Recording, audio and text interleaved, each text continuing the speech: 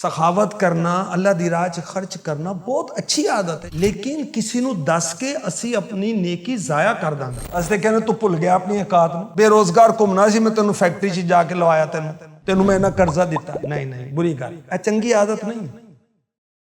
बिस्मिल्लाहिर्रहमानिर्रहीम। हज़रत अली बिन हुसैन रदी अल्लाह तआला अन्हुमा, इन्हां दी मैं एक तुहानूं बड़ी चंगी आदत तुहानूं दसना। ए कौन ने? ए ने इमाम हुसैन दे शहजादे रदी अल्लाह तआला। इमाम हुसैन कौन? शहीद करबला, मेरे नबी दे नवासे।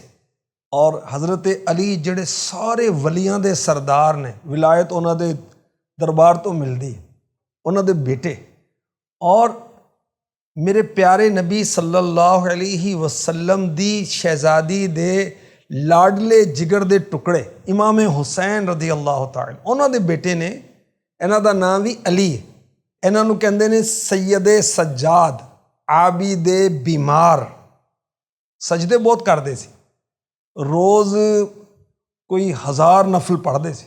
अल्लाह इन्हां ते रहमत करे। और असी भी ना तो सज्जाद रख लेने, नमाज़ां पढ़ते ही नहीं, जुम्मा भी नहीं पढ़ते। सज्जाद साहब असी वाकई साजिद बन जाइए, सज्जाद बन जाइए इन्हां दे सदके। खैर, इन्हां दी मैं एक चंगी आदत तुहानूं दसना, इन्हां दी सखावत दी गल दसना। ए मदीने पाक दे 100 घरां दी कफालत करते सी।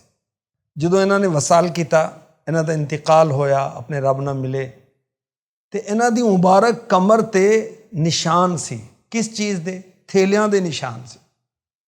कि अपनी मुबारक कमर ते समान दे थेले चुकते सी और रात नेरे नेरे जाके मिसकीनां नूं देंदे सी। देखो अंदाज भी कैसा है अल्लाह दी शान, कि किसी नूं पता ना चले कि इन्हां नूं कौन दे के गया।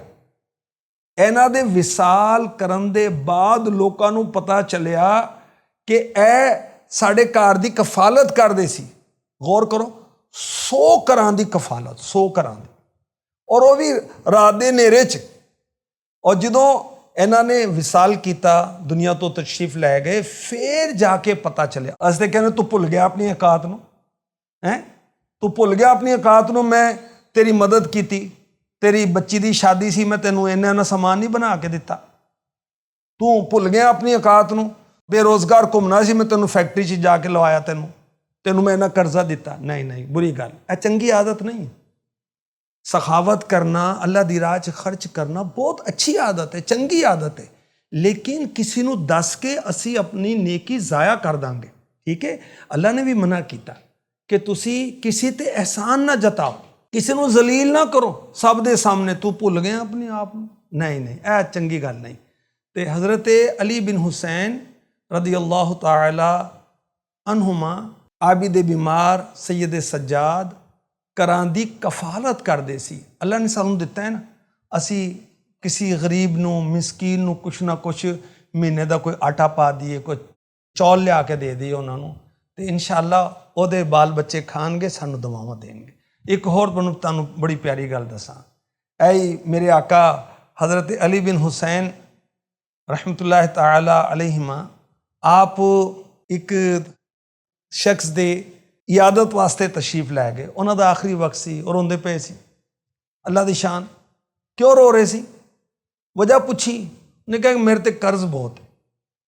भाई कितना कर्ज है? कि जिवें 15,000 दिनार, दिनार का मतलब है सोने का सिक्का। मैं कहा अच्छा, तुहाडे ते 15,000 सोने के दिनार कर्ज है, तुसी फिक्र ना करो, ए 15,000 दिनार मेरे जिम्मे आए। सुभान अल्लाह, कितनी प्यारी गल है, कितनी चंगी आदत है गरीबां दी मदद करना। और यह भी देखो, ए सोचो तुसी नबी दे आशको, कि ए जिहड़े बुजुर्ग रो रहे सी, क्यों रो रहे सी? इन्हां नूं फिक्र सी कि मैं कर्जा अदा नहीं किया, कि मैं बगैर कर्जा अदा किते चला गया दुनिया तो मेरा की बनेगा, मैं रब नूं की मूँह विखावांगा। तो जिहड़े कर्ज लैंदे ने, इन्हां नूं चाहीदा है कि वक्त ते कर्ज अदा कर दिया करन, और जिन्हां नूं अल्लाह ने माल दिता है वो कंजूसी ना करन, बल्कि जिन्हों जरूरत है कि उहदे ते माल खर्च करिए। और याद रखो, असी माल खर्च करने घट नहीं हुंदा, अल्लाह पाक देंदा है, अल्लाह पाक दे देंदा है, रोज़ी च बरकत पा देंदा है, बीमारियां दूर कर देंदा है, अल्लाह दी रहमत हो जाती। ਅੱਲਾਹ ਪਾਕ ਕਰਮ ਫਰਮਾਏ, ਇਮਾਮ ਹੁਸੈਨ ਦੇ ਸ਼ਹਿਜ਼ਾਦੇ ਦੇ ਸਦਕੇ ਨਾਲ ਸਾਨੂੰ ਇਹ ਚੰਗੀ ਆਦਤ ਨਸੀਬ ਹੋ ਜਾਏ, ਸਾਡੇ ਅਖਲਾਕ ਅੱਛੇ ਹੋ ਜਾਣ, ਅਸੀਂ ਗਰੀਬਾਂ ਦੀ ਮਦਦ ਕਰਿਆ ਕਰੀਏ। ਆਮੀਨ।